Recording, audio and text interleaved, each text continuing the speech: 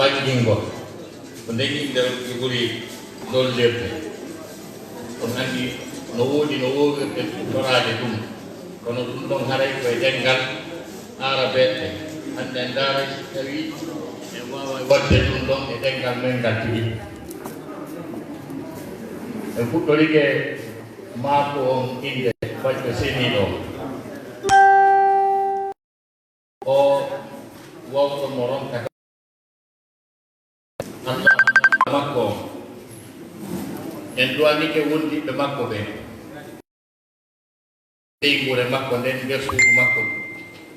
e denndanangal yiɗnoɓe ko ɓen ɗo yiɗno ko mawniɓe ɗo e muɗum waɗi e ndiɗo leydi meɗen yeeso ɗeɗo gueƴe e kanko baƴƴo seniiɗo on nodɗiniri peewal e gonɗinal kañum e kulol makko kanko Allah subhanahu wa taala haray musidɓe julɓe tedduɓe ngal moftodiral ɗo ko moftodiral mawngal ngal tawata e ngal waɗa bari muradu moƴƴuru ko waɗi noon ko moftodiral ngal mo nodda en e faade e wurnitugol salaji men ɗi haray yoga e yewtere men memoray yoga e konnguɗi hisi ma ɗum luɓaaji ko waɗi noon wooday seeɗa alkule français alkule e arabe ɗe wartorten e nder muɗum nde tawno haray e hato jinni yoga e ayati alquran e yoga e mise telen no ngoya sengo teya andude luttuɗe haray e yiɗno ɗum telen maka fuɗɗorde ɗo yo wayi ni no wonde ŋetorade ɗo ni haray musidɓe julɓe tedduɓe men ɗanke ɓiɗɗo adama en anndu wondema hiɗ valeur makko on kanko ɓiɗɗo adama on ko anndugol tawo sala makko andu ko honto o jeeya si ɗum ɗo wooɓi haray neɗɗanke on o hayri ko ɓerni gurdam makko ɗam ko wiyete kon e français l'identité culturelle si neɗɗanke on perdi ɗum ɗon o hayri ɗum ɗon haray o lutta haray na o hay hunde ko waɗi noon ko kanko baɗɗo seniiɗo on tabitindiri ɓiɗɗo adama on noone ɗon si tawi yiɗugol ɗenngal mum yiɗa leñol mum yiɗa iwdi mum yiɗa jeyngol muɗum si ari e haqqille yimɓe wondema ɗum ɗon ko rasis yagal ma ko hunde bonde haray ɓe wawi wiide ko Allah timmini en ɗum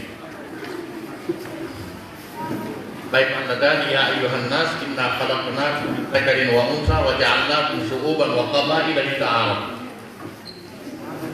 ko kanko Allah subhanahu wa taala wi ɗum o wi hey ko onon yo yimɓe mi taggi on mi waɗi on worɓe on gori mi waɗi on leƴƴi on anndide gunno noon ko woni e ɗum kon hino mawni ko ɗum waɗi wattane haqqe gaynuɓe haaji ɓen fof yiɗɗi nokku goo ko jaɓitiiɓe ɓen na ya wono en contradiction de toi-même no yimɓe saɗiiɓe hoore mum mo jaɓaani hoore mum ko kanko on mo naɓidata mantuɗo e probléme e hoore mum kañum tigi taw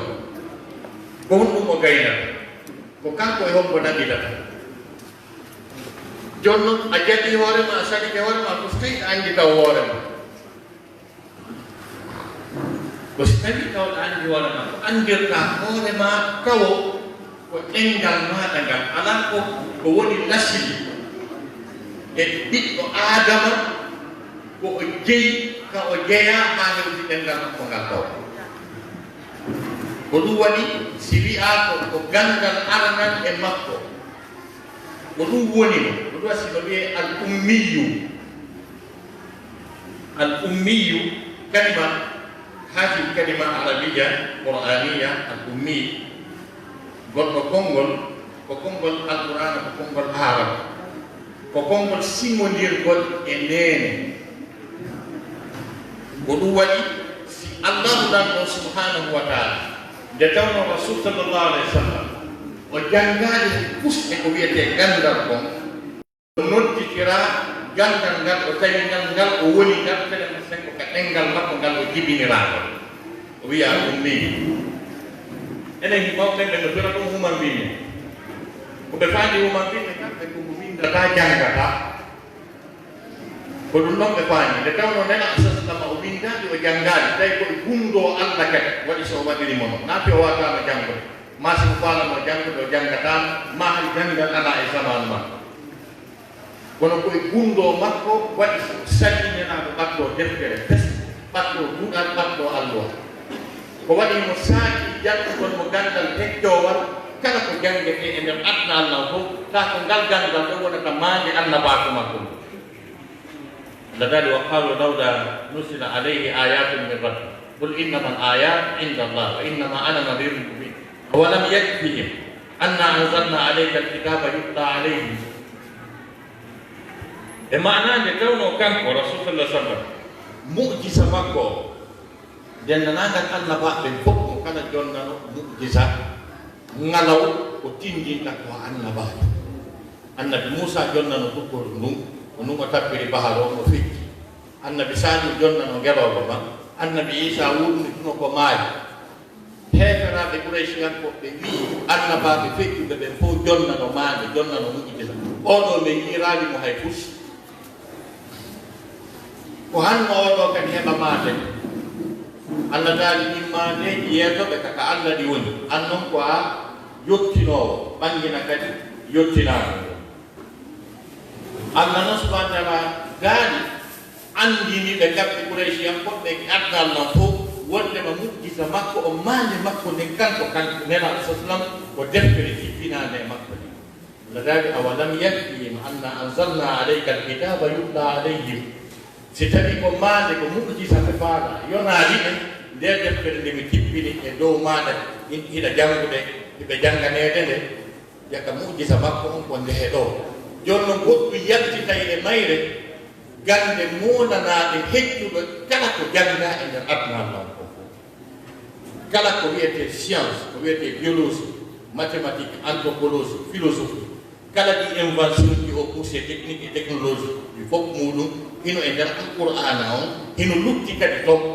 o science ko pousse ko fof ko geri ko fof o ƴettani 1% science wonɗon ka qur'ana taw joni noon goɗɗo nelaɗo au 7e siècle le 7e siècle correspond au moyen âge européen nous savons tous ce que le moyen âge européen était caractérisé majjere ɗuman binne yakal mere fuufata fuuyaaka flowdo 11 siècle si goɗɗo yewti fii yawgol ka koode ka planète je yewti fii fiiji uuyuɗi ɓuri ko uuyi kon fof yewti fii calcul yewti fii vitesse yewti fii mouvement yewti fii kala ko janngete kon fof iwi on say haqqille lannoton ko honto o janngi ɗum so yi'ano mo jannga wiyeteno ko on say o janngi ɗum ko ɗum waɗi si qur'ana wi ma kunta tatlu min qablihi min kitabin wala takhuttuhu bi yaminik idan lartaba al-mubtilun si tawno hara ɗiɗano hiɗa jannga ɗa ɓatti ceernojo ɗa jogii kaydiri e karambol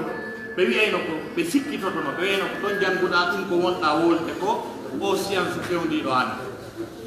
ko ɗum ɓe wawno wiide joni noon ɓay haɗi gandal makko ngal e kala haala wowleteka o wiyete gandal ko fof ko haaɗi ko ngal o muyringal ka yumma makko on sa wiya al ummiyu c'est le même mot arabe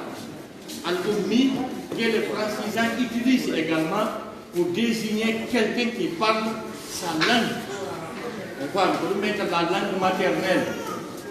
dans le mot ummi il y a le mot qui veut dire maman maternelle, il y a le mot maman également. Donc, joni noon ko ɗum andirton ko honɗum noon woni rôle bi mana hittandu ngal ɗengal ko ngal ɗengal woni nene e baaba e kala ko janngete kala ko janngete marsa faane ma wona e ngal ɗengal ɗon kala ko jannguɗa ka nder adna Allah ɗon ko faamuɗa ɗum wo si tawi na e ɗengal maɗa ngal tigi tigi ngal jibinoɗa ngal jannguɗa harayɗa perdi % e gandal 20 à 30% mi yimɓe goy na 5% ma 1% perduɗa ko maîtrise uɗa wono ko wawata janngude huɓɓitoɗa andal muɗum faama fesara fusluta koko jannguɗa e ɗengal maɗa ngal si woopi ko jannguɗa e ɗengal maɗa ngal kon haray no woodi pus e muɗum ko tawata humpitota ko andata seede muɗum oɗo wahyi kaɗo diina ko honɗum e gande ɗen fof ɓuri hittude e nder adnallam ha hewti gandal ngal mo damda goɗɗo naatugol yiite walla mo hawnata aljanna ɗon andi gandal ɓurgal ngal ɗo jogagol valeur gandal ngal goɗɗo janngata ha wonanamo sabu ha o daɗa yiite jahannama o naata aljanna ala gandal ɓurgal ngal ɗo ngal ɗo e hoore muɗum Allah ko suɓi koye ngal jange e ɗengal imminaɗo e fi maggal noon si tawi ngal faamo jette Qur'an wa ma arsalna min rasulin illa bi lisani qawmihi li yubayyina lahum min nenaɗi nenaɗo ha hande